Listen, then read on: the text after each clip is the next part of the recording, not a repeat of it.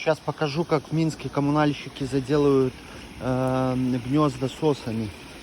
Вот, взяли баллон пены, запенили, а осы-то отсюда вылетают. Это буквально, я думаю, что произошло там в течение пару дней. Они все новый ход сделали, и вот им по кайфу. Там тоже вот под этим, под лестницей. Это вот парк. Находимся в парке, скажите, это нормально так делать или нет?